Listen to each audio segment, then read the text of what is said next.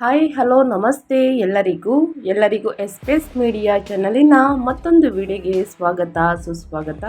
ಸ್ನೇಹಿತರೆ, ಎಲ್ಲರೂ ಹೇಗಿದ್ದೀರಾ? ಎಲ್ಲರೂ ಚೆನ್ನಾಗಿದ್ದೀರಾ ಅಂದ್ಕೊಂಡಿದ್ದೀನಿ. ನಾನು ಕೂಡ ತುಂಬಾ ಚೆನ್ನಾಗಿದ್ದೀನಿ. ಎಲ್ಲರೂ ಚೆನ್ನಾಗಿದ್ದೀರಾ ಅಂದ್ಕೊಂಡು ಭಾವಿಸ್ಕೊಂಡು ಇವತ್ತಿನ ಒಂದು ವಿಡಿಯೋನ ಶುರು ಮಾಡಿಬಿಡೋಣ. ಇವತ್ತಿನ ಒಂದು ವಿಡಿಯೋದಲ್ಲಿ ಸ್ನೇಹಿತರೆ, ತುಲಾ ರಾಶಿಯವರಿಗೆ ಏಪ್ರಿಲ್ 18ರಿಂದ ಅಂದರೆ ಅಮಾವಾಸ್ಯೆ ಮುಗಿದ ನಂತರ ಏನೆಲ್ಲ ಬದಲಾವಣೆಯನ್ನು ನೋಡಲಿದ್ದೀರಿ, ಯಾವುದರ ಬಗ್ಗೆ ಎಚ್ಚರಿಕೆ ವಹಿಸಬೇಕು ಅನ್ನೋದನ್ನ ಕಂಪ್ಲೀಟಾಗಿ ತುಲಾರಾಶಿಯವರಿಗೆ ಇದೇ ವಿಡಿಯೋದಲ್ಲಿ ತಿಳಿಸ್ಕೊಡ್ತಾ ಹೋಗ್ತೀನಿ. ನಿಮ್ಮ ವ್ಯಾಪಾರದಲ್ಲಿ, ವ್ಯವಹಾರದಲ್ಲಿ, ಆರ್ಥಿಕ ಜೀವನ, ಉದ್ಯೋಗದಲ್ಲಿ ಮತ್ತು ನಿಮ್ಮ ಕುಟುಂಬದ ಬಗ್ಗೆ, ನಿಮ್ಮ ಹೆಲ್ತ್ ಬಗ್ಗೆ, ಮಕ್ಕಳ ಭವಿಷ್ಯ, ಇನ್ನು ಮನೆಯಲ್ಲಿ ಶುಭ ಕಾರ್ಯಗಳು ನಡೆಯಲಿದೆಯಾ ಸ್ನೇಹಿತರೆ, ಇದರ ಜೊತೆಗೆ ಯಾರಿಗೆ ಮದುವೆಯಾಗಿಲ್ಲ, ಅವಿವಾಹಿತರಿಗೆ ಮದುವೆಯ ಪ್ರಸ್ತಾಪಗಳು ಇದೆಯಾ, ಸಂತಾನ ಭಾಗ್ಯ ಇದೆಯಾ, ಒಟ್ಟಾರೆಯಾಗಿ ತುಲಾರಾಶಿಯವರ ಭವಿಷ್ಯ ಹೇಗಿರಲಿದೆ, ಯಾವುದರ ಬಗ್ಗೆ ಎಚ್ಚರಿಕೆ ವಹಿಸಬೇಕು ಅನ್ನೋದನ್ನ ಕಂಪ್ಲೀಟಾಗಿ ಇದೇ ವಿಡಿಯೋದಲ್ಲಿ ತಿಳಿಸ್ಕೊಡ್ತಾ ಹೋಗ್ತೀನಿ. ಇದನ್ನೆಲ್ಲ ತಿಳ್ಕೋಬೇಕು, ಸಣ್ಣ ಪುಟ್ಟ ಪರಿಹಾರಗಳನ್ನೆಲ್ಲ ಫಾಲೋಅಪ್ ಮಾಡಬೇಕು ಅಂದರೆ ಎಲ್ಲೂ ಕೂಡ ವಿಡಿಯೋನ ಸ್ಕಿಪ್ ಮಾಡಬಾರ್ದು. ಅಂದರೆ ವಿಡಿಯೋನ ಕಟ್ ಮಾಡಿ ಓಡಿಸ್ಕೊಂಡೋಗಿ ನೋಡ್ತೀನಿ ಅಂದರೆ ಫುಲ್ ಇನ್ಫಾರ್ಮೇಷನ್ ಅರ್ಥ ಆಗಲ್ಲ. ಸೊ ಹಾಗಾಗಿ ಎಲ್ಲ ವಿಡಿಯೋದಲ್ಲೂ ತಿಳಿಸ್ತಾ ಇರ್ತೀನಿ. ಮೊದಲಿಂದ ಕೊನೆ ತನಕ ವಿಡಿಯೋನ ವಾಚ್ ಮಾಡಿ. ವಿಡಿಯೋದಲ್ಲಿ ಒಳ್ಳೆ ಮಾಹಿತಿ ಸಿಕ್ಕಿದ್ದಲ್ಲಿ ತಪ್ಪದೆ ವಿಡಿಯೋಗೊಂದು ಲೈಕ್ ಕೊಟ್ಟು, ಇನ್ನೂ ನನ್ನ ಚಾನಲ್ನ ಸಬ್ಸ್ಕ್ರೈಬ್ ಮಾಡ್ಕೊಳ್ಳೋದನ್ನೇ ನೋಡ್ತಿದ್ರೆ ಎಸ್ ಮೀಡಿಯಾಗೆ ಸಬ್ಸ್ಕ್ರೈಬ್ ಆಗಿ ಸ್ನೇಹಿತರೆ. ನಿಮ್ಮ ಅಭಿಪ್ರಾಯಗಳನ್ನು ಕಮೆಂಟ್ ಬಾಕ್ಸಲ್ಲಿ ತಿಳಿಸಿ. ಕಮೆಂಟ್ ಬಾಕ್ಸಲ್ಲಿ ಓಂ ಶಾಂ ಶನೀಶ್ವರಾಯ ನಮಃ ಅಂತ ಕಮೆಂಟ್ ಮಾಡಿ. ಶನಿ ದೇವರ ಅನುಗ್ರಹದಿಂದ ನಿಮ್ಮ ಜೀವನದಲ್ಲಿರುವಂತಹ ಕಷ್ಟಗಳು, ಸಮಸ್ಯೆಗಳು, ಅಡಚಣೆಗಳು ಎಲ್ಲವೂ ಕೂಡ ಸಂಪೂರ್ಣವಾಗಿ ನಿವಾರಣೆಯಾಗಿ ಉನ್ನತ ಆರೋಗ್ಯವನ್ನು ಪಡೆದುಕೊಂಡು ಸುಖ ಸಂಪತ್ತು ಹೆಚ್ಚಾಗಲಿ ಅಂತ ಕೇಳ್ತಾ ವಿಡಿಯೋದ ಕಡೆ ಗಮನ ಕೊಡ್ತಾ ಹೋಗೋಣ. ಈ ಅದೃಷ್ಟ ರಾಶಿ ನಿಮ್ಮ ಕುಟುಂಬದಲ್ಲಿ ಮತ್ತು ನಿಮ್ಮ ಸ್ನೇಹಿತರಲ್ಲಿ, ನಿಮ್ಮ ಹಿತೈಷಿಗಳು ಯಾರೇ ಆಗಿದ್ರೂ ಕೂಡ ಅವ್ರಿಗೆ ವಿಡಿಯೋವನ್ನು ತಪ್ಪದೆ ಶೇರ್ ಮಾಡಿ ಸ್ನೇಹಿತರೆ. ನಿಮ್ಮ ಕಡೆಯಿಂದ ಅದೃಷ್ಟದ ಭವಿಷ್ಯವನ್ನು ಅವರು ಕೂಡ ತಿಳ್ಕೊಂಡಂಗಾಗುತ್ತೆ. ಓಂ ನಮಃ ಶಿವಾಯ, ಓಂ ನಮಃ ಶನಿ ದೇವರಾಯ ನಮಃ ಅಂತ ಕಮೆಂಟ್ ಮಾಡಿ ಒಳಿತಾಗಲಿ ಅಂತ ಕೇಳ್ಕೊತಾ ವಿಡಿಯೋದ ಕಡೆ ಗಮನ ಕೊಡ್ತಾ ಹೋಗೋಣ. ಸ್ನೇಹಿತರೆ, ಏನೆಲ್ಲ ನೀವು ಅದೃಷ್ಟ ನೋಡಿರ್ತೀರ, ಏನೆಲ್ಲ ಸಮಸ್ಯೆಗಳು ಎದುರಾಗಲಿದೆ, ಅದಕ್ಕೆಲ್ಲ ಕಾರಣ ಗ್ರಹಗಳ ಸಂಚಾರ. ಪ್ರಮುಖ ಗ್ರಹಗಳ ಸಂಚಾರದಿಂದ ಸಾಕಷ್ಟು ಸಮಸ್ಯೆಗಳು ಎದುರಾಗಲಿದೆ, ಸಾಕಷ್ಟು ಅದೃಷ್ಟವನ್ನು ನೋಡಲಿದ್ದೀರಿ. ಹಾಗಿದ್ರೆ ತುಲಾರಾಶಿಯವರಿಗೆ ಏಪ್ರಿಲ್ ದ್ವಿತೀಯಾರ್ಧದಲ್ಲಿ ಏನೆಲ್ಲ ಬದಲಾವಣೆಯನ್ನು ನೋಡಲಿದ್ದೀರಿ, ಗ್ರಹಗಳ ಸಂಚಾರ ತುಲಾರಾಶಿಯವರಿಗೆ ಹೇಗಿರಲಿದೆ ಅನ್ನೋದನ್ನ ನೋಡ್ತಾ ಹೋಗೋಣ. ಮೊದಲನೇದಾಗಿ ಗ್ರಹ ಶನಿ 4 ಮತ್ತು 5ನೇ ಮನೆಯ ಅಧಿಪತಿಯಾಗಿರುವಂತಹ ಯೋಗಕಾರಕ ಶನಿ 6ನೇ ಮನೆಯಲ್ಲಿ ಮೀನದಲ್ಲಿ ಸಂಚಾರವನ್ನು ಮಾಡುತ್ತಿದೆ ಸ್ನೇಹಿತರೆ. ಇದರ ಪ್ರಭಾವ ಹೇಗಿರಲಿದೆ ಅಂದರೆ ಸ್ಪರ್ಧಾತ್ಮಕ ಪರೀಕ್ಷೆಗಳಲ್ಲಿ ಯಶಸ್ಸು, ಕಠಿಣ ಪರಿಶ್ರಮಕ್ಕೆ ತಕ್ಕ ಪ್ರತಿಫಲ ಸಿಗಲಿದೆ. ನಿಮಗೆ ಅನುಕೂಲಕರ ಕೋರ್ಟ್ ತೀರ್ಪುಗಳು ಅಂತಲೇ ಹೇಳಬಹುದು. ಇನ್ನು ಎರಡನೇದಾಗಿ ಮಂಗಳ 2 ಮತ್ತು 7ನೇ ಮನೆಯ ಅಧಿಪತಿಯಾಗಿರುವ ಮಂಗಳ 6ನೇ ಮನೆಯಲ್ಲಿ ಮೀನದಲ್ಲಿ ಸಂಚಾರವನ್ನು ಮಾಡುತ್ತಿದೆ. ಇದರ ಪ್ರಭಾವ ಹೇಗಿರಲಿದೆ ಅಂದರೆ ಶತ್ರುಗಳ ಮೇಲೆ ಮೇಲ್ಗೈ ಸಾಧಿಸಲಿದ್ದೀರಿ, ಸಾಲ ತೀರಿಸುವುದು, ಸಂಗಾತಿಯೊಂದಿಗೆ ಸಣ್ಣ ಭಿನ್ನಾಭಿಪ್ರಾಯಗಳು ಉಂಟಾಗಬಹುದು ಮಂಗಳ ಗ್ರಹಣ ಸಂಚಾರದಿಂದ. ಇನ್ನು ಬುಧ 9 ಮತ್ತು 12ನೇ ಮನೆಯ ಅಧಿಪತಿಯಾಗಿರುವಂತಹ ಮಂಗಳ 6ನೇ ಮನೆಯಲ್ಲಿ ನೀಚ ಸ್ಥಿತಿಯಲ್ಲಿ ಸಂಚಾರವನ್ನು ಮಾಡುತ್ತಿದ್ದೆ. ಪ್ರಯಾಣದಲ್ಲಿ ಅಡೆತಡೆಗಳು ಹೆಚ್ಚಾಗಲಿದೆ, ಸಂವಹನದ ದೋಷಗಳು, ತಂದೆಯ ಆರೋಗ್ಯದಲ್ಲಿ ಏರುಪೇರು. ಇನ್ನು ಸೂರ್ಯ 11ನೇ ಮನೆಯ ಅಧಿಪತಿಯಾಗಿರುವಂತಹ ಸೂರ್ಯ 7ನೇ ಮನೆಯಲ್ಲಿ ಸ್ನೇಹಿತರೆ ಏಪ್ರಿಲ್ ದ್ವಿತೀಯಾರ್ಧದಲ್ಲಿ ಉಚ್ಚ ಸ್ಥಿತಿಯಲ್ಲಿ ಸಂಚಾರವನ್ನು ಮಾಡುತ್ತಿದೆ. ಭಾರಿ ವ್ಯಾಪಾರದ ಲಾಭಗಳು, ಅಧಿಕಾರ, ವೈವಾಹಿಕ ಜೀವನದಲ್ಲಿ ಅಹಂಕಾರದ ಪ್ರವೇಶ ಅಂತಲೇ ಹೇಳಬಹುದು. ಇದು ಗ್ರಹಗಳ ಸಂಚಾರ, ಗ್ರಹಗಳ ಸ್ಥಾನ ಬದಲಾವಣೆ. ಇನ್ನು ಶುಕ್ರ 1 ಮತ್ತು 8ನೇ ಮನೆಯ ಅಧಿಪತಿ ನಿಮ್ಮ ಲಗ್ನಾಧಿಪತಿ ಅಂತಲೇ ಹೇಳ್ಬೋದು. ತುಲಾರಾಶಿಯವರಿಗೆ 8ನೇ ಮನೆಯಲ್ಲಿ ಸ್ವಕ್ಷೇತ್ರದಲ್ಲಿ ಸಂಚಾರವನ್ನು ಮಾಡುತ್ತಿದೆ. ಏಪ್ರಿಲ್ 20ರಿಂದ ಹಠಾತ್ ಸಂಪತ್ತು ಹೆಚ್ಚಾಗಲಿದೆ. ಪಿತ್ರಾರ್ಜಿತ ಆಸ್ತಿಯಲ್ಲಿ ಇತ್ಯರ್ಥ, ಆರೋಗ್ಯದ ರಕ್ಷಣೆ ಅಂತಲೇ ಹೇಳಬಹುದು.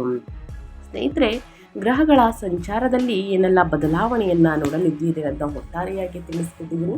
ಇನ್ನು ಒಟ್ಟಾರೆಯಾಗಿ ನಿಮ್ಮ ಭವಿಷ್ಯದಲ್ಲಿ ಏನೆಲ್ಲ ಬದಲಾವಣೆಗಳು ಕಂಡು ಬರಲಿದೆ ಅಂದರೆ ಏಪ್ರಿಲ್ ದ್ವಿತೀಯಾರ್ಧದಲ್ಲಿ 11ನೇ ಮನೆ ಅಂದರೆ ಲಾಭಾಧಿಪತಿಯಾದಂತಹ ಸೂರ್ಯನು ನಿಮ್ಮ 7ನೇ ಮನೆಯಲ್ಲಿ ಅಂದರೆ ಮೇಷರಾಶಿಯಲ್ಲಿ ಉಚ್ಚ ಸ್ಥಿತಿಯನ್ನು ತಲುಪುವುದು ವ್ಯಾಪಾರ ಮಾಲೀಕರಿಗೆ ಒಂದು ಸುವರ್ಣಾವಕಾಶ ಇದ್ದಂತೆ. ಇದು ಸಮಾಜದಲ್ಲಿ ದೊಡ್ಡ ಕೀರ್ತಿ ಮತ್ತು ಲಾಭವನ್ನು ತರುತ್ತದೆ. ಅದ್ಯಾಗೋ ನಿಮ್ಮ ಲಗ್ನಾಧಿಪತಿಯಾದಂತಹ ಶುಕ್ರನು ಏಪ್ರಿಲ್ 19ರಿಂದ 8ನೇ ಮನೆಗೆ ತನ್ನ ಸ್ವಂತ ರಾಶಿಯಾದ ಋಷಭಕ್ಕೆ ಚಲಿಸುವುದರಿಂದ ಹಠಾತ್ ವೈಯಕ್ತಿಕ ಬದಲಾವಣೆಗಳು ಅಥವಾ ರಹಸ್ಯದ ವಿಷಯಗಳ ಬಗ್ಗೆ ನಿಮ್ಮ ಆಸಕ್ತಿ ಹೆಚ್ಚಾಗಬಹುದು. ಅತಿಯಾಗಿ ಬೇರೆಯವರನ್ನ ಕುರುಡರಾಗಿ ನಂಬಿಡ್ತೀರಾ ಸ್ನೇಹಿತರೆ, ಮೂರನೇ ವ್ಯಕ್ತಿಯನ್ನ. ಇದನ್ನ ತಪ್ಪಿಸಬೇಕಾಗುತ್ತದೆ. ಹೋರಾಟದ ಮನೋಭಾವ ಮತ್ತು ಅಸಾಧಾರಣ ಆರ್ಥಿಕ ಲಾಭಗಳು ಅಂತಲೇ ಹೇಳ್ಬೋದು. ಈ ತಿಂಗಳಲ್ಲಿ ನಿಮ್ಮ ಧೈರ್ಯ, ಹೋರಾಟದ ಮನೋಭಾವ ಮತ್ತು ಸಾರ್ವಜನಿಕ ಸಂಪರ್ಕಗಳನ್ನು ಉನ್ನತ ಮಟ್ಟಕ್ಕೆ ಕೊಂಡೊಯ್ಯುತ್ತದೆ. ತಿಂಗಳ ಆರಂಭದಿಂದಲೂ ಕೂಡ ನಿಮ್ಮ ಯೋಗಕಾರಕ ಶನಿ ಮತ್ತು 2 ಮತ್ತು 7ನೇ ಅಧಿಪತಿಯಾದಂತಹ ಮಂಗಳ ನಿಮ್ಮ 6ನೇ ಮನೆಯಲ್ಲಿ ಮೀನರಾಶಿಯಲ್ಲಿ ಸೇರುತ್ತಾರೆ. 6ನೇ ಮನೆಯಲ್ಲಿ ಅಂದರೆ ಶತ್ರು, ರೋಗ, ಋಣಸ್ಥಾನ ಅಂತಲೇ ಹೇಳಬಹುದು. ಪಾಪದ ಗ್ರಹಗಳ ಸಂಚಾರವು ಶತ್ರುಗಳನ್ನು ನಾಶ ಮಾಡಲು ಮತ್ತು ಸಾಲಗಳನ್ನು ತೀರಿಸಲು ಅತ್ಯಂತ ಮಂಗಳಕರವಾಗಿದೆ. ಕಚೇರಿಯಲ್ಲಿ ಅಥವಾ ಆಫೀಸ್ ಅಥವಾ ಸ್ಪರ್ಧೆಯಲ್ಲಿ ನಿಮ್ಮ ದಿಟ್ಟ ಮತ್ತು ಧೈರ್ಯಶಾಲಿ ನಿರ್ಧಾರಗಳು ನಿಮ್ಮನ್ನು ಒಬ್ಬ ಸ್ಪಷ್ಟ ವಿಜೇತರನ್ನಾಗಿ ಎದ್ದು ಕಾಣುವಂತೆ ಮಾಡುತ್ತದೆ ಅಂತಲೇ ಹೇಳಬಹುದು. ಒಟ್ಟಾರೆಯಾಗಿ ಗ್ರಹಗಳ ಸಂಚಾರದಲ್ಲಿ ಏನೆಲ್ಲ ಬದಲಾವಣೆಯನ್ನು ನೋಡಲಿದ್ದೀರಿ ಅಂತ ಕಂಪ್ಲೀಟಾಗಿ ತಿಳಿಸ್ಕೊಟ್ಟಿದ್ದೀನಿ ಸ್ನೇಹಿತರೆ. ಇನ್ನು ಉದ್ಯೋಗ, ವೃತ್ತಿ ಬಗ್ಗೆ ಹೇಳೋದಾದರೆ, ನಿಮ್ಮ ವೃತ್ತಿ ಜೀವನದಲ್ಲಿ ನಿಮ್ಮ ಕೆಲಸದಲ್ಲಿ ಏನೆಲ್ಲ ಬದಲಾವಣೆಗಳು ಕಂಡು ಬರಲಿದೆ, ಯಾವುದರ ಬಗ್ಗೆ ಮುನ್ನೆಚ್ಚರಿಕೆಗಳನ್ನು ತೆಗೆದುಕೊಳ್ಬೇಕು, ತುಲಾರಾಶಿಯವರನ್ನ ನೋಡ್ತಾ ಹೋಗೋಣ. ಈ ತಿಂಗಳು ಗ್ರಹಗಳ ಸಂಚಾರವು ಉದ್ಯೋಗಸ್ಥ ವೃತ್ತಿಪರರಿಗೆ ಸ್ನೇಹಿತರೆ ಅಪಾರ ಪ್ರಾಬಲ್ಯವನ್ನು ನೀಡುತ್ತದೆ. 6ನೇ ಮನೆಯು ಸೇವೆಯ ಅಂತಂದರೆ ಉದ್ಯೋಗದ ಮನೆಯಾಗಿದೆ. ಇಲ್ಲಿ ಯೋಗಕಾರಕ ಶನಿ ಮತ್ತು ಮಂಗಳನ ಸಂಯೋಗದಿಂದ ಕಚೇರಿಯಲ್ಲಿ ಎಲ್ಲರೂ ನಿಮ್ಮ ದೃಢ ನಿಶ್ಚಯ ಮತ್ತು ಕಾರ್ಯಕ್ಷಮತೆಯಿಂದ ಬೆರಗಾಗುತ್ತಾರೆ. ಸ್ಥಗಿತಗೊಂಡಿದ್ದಂತಹ ಅಥವಾ ಸಂಕೀರ್ಣವಾದಂತಹ ಪ್ರಾಜೆಕ್ಟ್ಗಳನ್ನು ಸ್ನೇಹಿತರೆ ಕಾಂಪ್ಲೆಕ್ಸ್ ಪ್ರಾಜೆಕ್ಟ್ಸ್ ಅಂತಲೇ ಹೇಳಬಹುದು, ಪೂರ್ಣಗೊಳಿಸುವಲ್ಲಿ ನೀವು ಮುಂಚೂಣಿಯಲ್ಲಿರುತ್ತೀರಿ. ನಿಮ್ಮ ವಿರುದ್ಧ ಪಿತೂರಿ ನಡೆಸುವವರು ಸಹ ನಿಮ್ಮ ಎದುರು ತಲೆಬಾಗುವಂತರಾಗುತ್ತಾರೆ. ಏಪ್ರಿಲ್ ದ್ವಿತೀಯಾರ್ಧದಲ್ಲಿ 11ನೇ ಮನೆಯ ಅಧಿಪತಿಯಾಗಿರುವಂತಹ ಸೂರ್ಯನು 7ನೇ ಮನೆಯಲ್ಲಿ ಉಚ್ಚನಾಗುವುದು ಕೆಲಸದ ಸ್ಥಳದಲ್ಲಿ ನಿಮ್ಮ ಪ್ರಭಾವವನ್ನು ಇನ್ನಷ್ಟು ಹೆಚ್ಚಿಸುತ್ತದೆ. ಉನ್ನತ ಅಧಿಕಾರಿಗಳಿಂದ ನಿಮಗೆ ಸಂಪೂರ್ಣ ಬೆಂಬಲ ಸಿಗುತ್ತದೆ. ಅದಿಯಾಗೋ 9ನೇ ಅಧಿಪತಿಯಾಗಿರುವಂತಹ ಭಾಗ್ಯಾಧಿಪತಿ ಬುಧನು ನೀಚನಾಗಿರುವುದರಿಂದ ಅದೃಷ್ಟಕ್ಕಿಂತ ನಿಮ್ಮ ಕಠಿಣ ಪರಿಶ್ರಮವೇ ನಿಮ್ಮನ್ನು ಹೆಚ್ಚು ರಕ್ಷಿಸುತ್ತದೆ ಎಂಬುದನ್ನು ನೆನಪಿನಲ್ಲಿಡಿ. ಇತರರ ವಿಚಾರಗಳಲ್ಲಿ ಹಸ್ತಕ್ಷೇಪ ಮಾಡದೆ ನಿಮ್ಮ ಕೆಲಸದತ್ತ ಗಮನ ಹರಿಸಿದರೆ ಬಡ್ತಿ ಖಚಿತ ಸ್ನೇಹಿತರೆ. ಯಾರ ಬಗ್ಗೆನೂ ತಲೆ ಕೆಡಿಸ್ಕೊಳ್ಬೇಡಿ, ಅವರ ಕೆಲಸದ ಬಗ್ಗೆ ನೀವು ಸ್ನೇಹಿತರ ಮಾತನಾಡಬೇಡಿ. ನಿಮ್ಮ ಕೆಲಸದ ಬಗ್ಗೆ ನೀವು ಗಮನ ಹರಿಸಿ, ಖಂಡಿತವಾಗಿಯೂ ಬಡ್ತಿ ಅಂದರೆ ಪ್ರಮೋಷನ್ ಖಂಡಿತವಾಗಿಯೂ ನಿಮಗೆ ಸಿಗಲಿದೆ. ಇನ್ನು ವ್ಯಾಪಾರ ಮತ್ತು ಸ್ವಯಂ ಉದ್ಯೋಗದ ಬಗ್ಗೆ ಹೇಳೋದಾದರೆ, ತುಲಾರಾಶಿಯವರಿಗೆ ಏನೆಲ್ಲ ಬದಲಾವಣೆಗಳು ಕಂಡು ಬರಲಿದೆ, ಏನೆಲ್ಲ ಅದೃಷ್ಟ ಕುಲಾಯಿಸಲಿದೆ ಅಂದರೆ, ವ್ಯಾಪಾರ ಮಾಲೀಕರಿಗೆ ಸ್ನೇಹಿತರೆ ಅಂದರೆ ಬಿಸ್ನೆಸ್ ಓನರ್ಸ್ಗೆ ಇದು ಬ್ಲೂ ಪೀರಿಯಡ್ ಅಂತಲೇ ಹೇಳಬಹುದು. 11ನೇ ಮನೆ ಅಧಿಪತಿಯಾದಂತಹ ಅಂದರೆ ಲಾಭಾಧಿಪತಿಯಾದಂತಹ ಸೂರ್ಯನು 7ನೇ ಮನೆಯಲ್ಲಿ ವ್ಯಾಪಾರದ ಮನೆಯಲ್ಲಿ ಉಚ್ಚ ಸ್ಥಿತಿಯನ್ನು ಸಾಧಿಸುವುದು ಭಾರಿ ಅದೃಷ್ಟದ ಸಂಕೇತವಾಗಿದೆ. ಇದು ನಿಮಗೆ ಸರ್ಕಾರಿ ಟೆಂಡರ್ಗಳು, ಪ್ರಮುಖ ಕ್ಲೈಂಟ್ಗಳು ಅಥವಾ ಬಹುರಾಷ್ಟ್ರೀಯ ಕಂಪನಿಗಳಿಂದ ದೊಡ್ಡ ಗುತ್ತಿಗೆಗಳನ್ನು ತರುತ್ತದೆ. ನಿಮ್ಮ ಬ್ರ್ಯಾಂಡ್ ಇಮೇಜ್ 10 ಪಟ್ಟು ಗುಣಿಸಲ್ಪಡುತ್ತದೆ.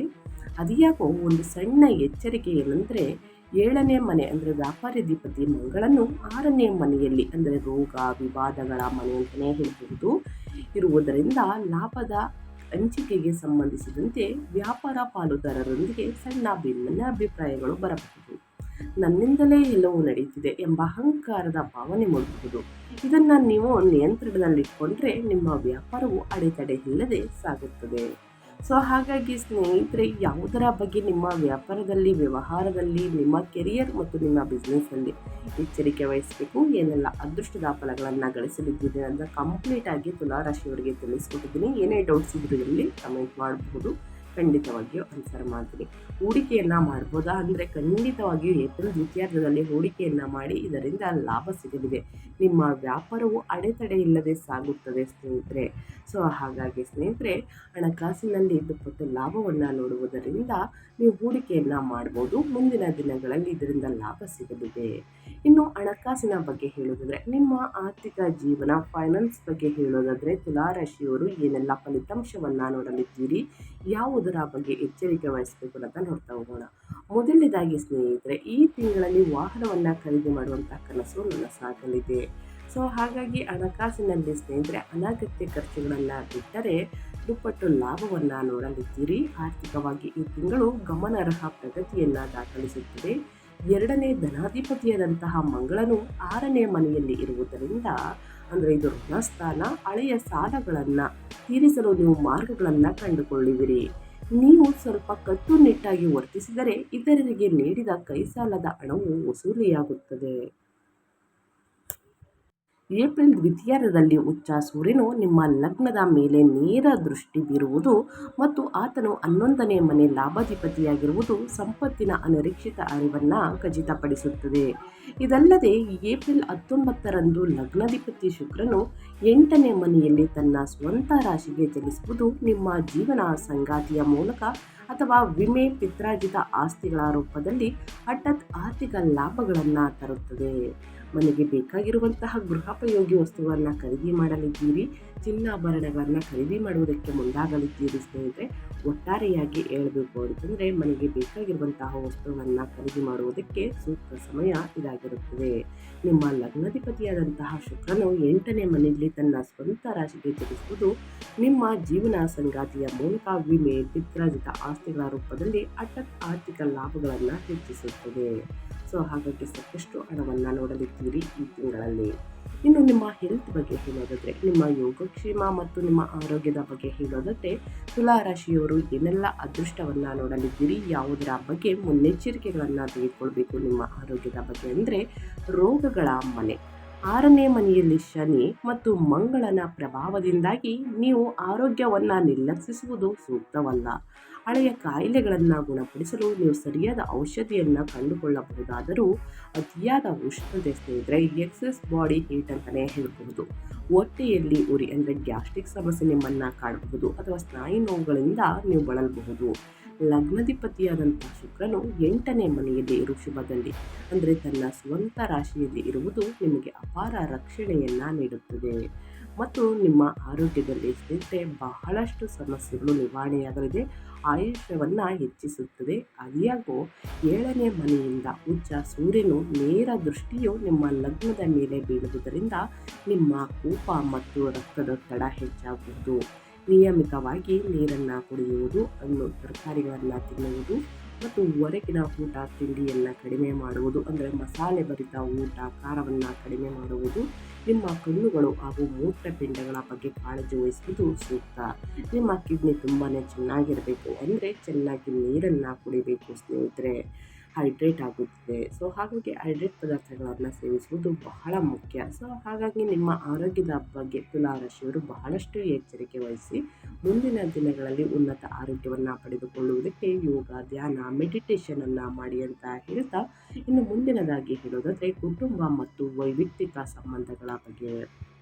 7ನೇ ಮನೆಯಲ್ಲಿ ಸಂಗಾತಿಯ ಮನೆ, ಉಚ್ಚ ಸೂರ್ಯ ಮತ್ತು 6ನೇ ಮನೆಯಲ್ಲಿ ಶತ್ರುಗಳ ಮನೆ. 7ನೇ ಅಧಿಪತಿಯಾದಂತಹ ಮಂಗಳನು ನಿಮ್ಮ ವೈವಾಹಿಕ ಜೀವನದಲ್ಲಿ ತೀವ್ರವಾದ ಅಹಂಕಾರದ ಘರ್ಷಣೆಗಳು ಮತ್ತು ಅಧಿಕಾರಕ್ಕಾಗಿನ ಹೋರಾಟವನ್ನು ಉಂಟು ಮಾಡುತ್ತಾರೆ. ನಾನು ಹೇಳಿದ್ದೇನೆ ನೀನು ಕೇಳಬೇಕು ಎಂಬ ನಿಮ್ಮ ವರ್ತನೆಯು ಗಂಡ ಹೆಂಡತಿಯ ನಡುವೆ ಜಗಳಗಳು, ವಾದ ವಿವಾದಗಳು, ಮನಸ್ತಾಪಗಳು, ತಪ್ಪು ಗ್ರಹಿಕೆಗೆ ಕಾರಣವಾಗಬಹುದು. ಒಬ್ಬರಿಗೊಬ್ಬರು ಸ್ಪೇಸ್ ಕೊಡುವುದು ಬಹಳ ಮುಖ್ಯ. 9ನೇ ಮನೆಯಲ್ಲಿ ಗುರುವಿನ ಸಂಚಾರವು ನಿಮ್ಮ ತಂದೆಯಿಂದ ಬೆಂಬಲವನ್ನು ಒದಗಿಸುತ್ತದೆ. ಏಪ್ರಿಲ್ 19ರ ನಂತರ 8ನೇ ಮನೆಯಲ್ಲಿ ಶುಕ್ರನ ಸಂಚಾರವು ನಿಮ್ಮ ಜೀವನ ಸಂಗಾತಿಯೊಂದಿಗಿನ ದೈಹಿಕ ಅನ್ಯೂನ್ಯತೆಯನ್ನು ಹೆಚ್ಚುತ್ತದೆ, ಹಳೆಯ ಜಗಳಗಳನ್ನು ಬಗೆಹರಿಸುತ್ತದೆ ಮತ್ತು ಪ್ರಣಯಭರಿತ ವಾತಾವರಣವನ್ನು ಸೃಷ್ಟಿಸುತ್ತದೆ. 5ನೇ ಮನೆಯಲ್ಲಿರುವ ರಾಹುವು ಕೆಲವೊಮ್ಮೆ ನಿಮ್ಮ ಮಕ್ಕಳ ಭವಿಷ್ಯದ ಬಗ್ಗೆ ಅನಗತ್ಯ ಆತಂಕವನ್ನು ಹುಟ್ಟು ಮಾಡಬಹುದು. ಸೊ ಹಾಗಾಗಿ ಕುಟುಂಬದಲ್ಲಿ ಒಂದು ಶುಭ ಕಾರ್ಯ ನಡೆಯಲಿದೆ ಅಂದರೆ ನಿಂತು ಹೋಗಿದ್ದಂತಹ ಶುಭ ಕಾರ್ಯ ಸ್ನೇಹಿತರೆ ಮತ್ತೆ ಆರಂಭವಾಗಲಿದೆ. ಸೊ ಹಾಗಾಗಿ ಹೊಂದಾಣಿಕೆ ಅನ್ನೋದು ಬಹಳ ಮುಖ್ಯ. ಎಷ್ಟೇ ಕೋಪ ಮನಸ್ತಾಪ ಬಂದಿದ್ದಲ್ಲಿ ವಾದ ವಿವಾದಗಳನ್ನು ಬಿಟ್ಟು ಅಲ್ಲಿಗಲ್ಲೇ ಬಗೆಹರಿಸಿಕೊಳ್ಳುವುದು ಮುಖ್ಯ. ನಾನು ಹೇಳಿದ್ದನ್ನೇ ಕೇಳಬೇಕು ಅನ್ನೋ ಮನೋಭಾವವನ್ನು ನೀವು ಬಿಟ್ಟರೆ ಸ್ನೇಹಿತರೆ ನಿಮ್ಮಿಬ್ಬರ ನಡುವೆ ಪ್ರೀತಿಯು ವಾತ್ಸಲ್ಯ ಹೆಚ್ಚಾಗಲಿದೆ. ಇನ್ನು ವಿದ್ಯಾರ್ಥಿಗಳ ಬಗ್ಗೆ ಹೇಳೋದಾದರೆ, ಶಿಕ್ಷಣದಲ್ಲಿ ಏನೆಲ್ಲ ಬದಲಾವಣೆಗಳನ್ನು ನೋಡಲಿದ್ದೀರಿ, ನಿಮ್ಮ ವಿದ್ಯಾಭ್ಯಾಸದಲ್ಲಿ ಸ್ನೇಹಿತರೆ ಯಾವುದರ ಬಗ್ಗೆ ಎಚ್ಚರಿಕೆ ವಹಿಸಬೇಕು ಅನ್ನೋದಾದರೆ, ತುಲಾರಾಶಿಯ ವಿದ್ಯಾರ್ಥಿಗಳು 5ನೇ ಅಧಿಪತಿಯಾಗಿರುವಂತಹ ವಿದ್ಯಾಧಿಪತಿಯಾದಂತಹ ಶನಿಯು 6ನೇ ಮನೆಯಲ್ಲಿ ಇರುವುದರಿಂದ ಮತ್ತು 9ನೇ ಅಧಿಪತಿ ಬುಧನು ನೀಚನಾಗಿರುವುದರಿಂದ ಹೊಸ ಶೈಕ್ಷಣಿಕ ವರ್ಷದ ಆರಂಭದಲ್ಲಿ ನಿಮ್ಮ ಅಧ್ಯಯನದಲ್ಲಿ ತೀವ್ರ ಪೈಪೋಟಿಯನ್ನು ಎದುರಿಸಬೇಕಾಗುತ್ತದೆ. ಆದಾಗ್ಯೂ 6ನೇ ಮನೆಯು ಸ್ಪರ್ಧಾತ್ಮಕ ಪರೀಕ್ಷೆಗಳನ್ನು ಅಂದರೆ ಕಾಂಪಿಟಿವ್ ಎಕ್ಸಾಮಲ್ಲಿ ಆಳುವುದರಿಂದ ಹಗಲು ರಾತ್ರಿ ಕಷ್ಟಪಟ್ಟು ಓದುವವರು ಶನಿಯ ಕಾರಕತ್ವ ಅಂದರೆ ಗ್ರೂಪ್ಸ್ ಎಕ್ಸಾಮಲ್ಲಿ ಸಿವಿಲ್ ಸರ್ವಿಸ್, KPSC, UPSC ಅನ್ನಂತಹ ಪರೀಕ್ಷೆಗಳಲ್ಲಿ ಅದ್ಭುತ ಯಶಸ್ಸನ್ನು ಸಾಧಿಸುತ್ತಾರೆ. ನೀವು ಸೋಮಾರಿತನವನ್ನು ಬಿಡಬೇಕು, ಅಂದರೆ ಸೋಮಾರಿತನವನ್ನು ಬದಿಗೊತ್ತಿ ಸರಿಯಾದ ಯೋಜನೆಯೊಂದಿಗೆ ಸ್ನೇಹಿತರೆ ಅಧ್ಯಯನವನ್ನು ಮಾಡಬೇಕು. ಖಂಡಿತವಾಗಿಯೂ ಉನ್ನತ ಫಲಿತಾಂಶವನ್ನು ಗಳಿಸಲಿದ್ದೀರಿ.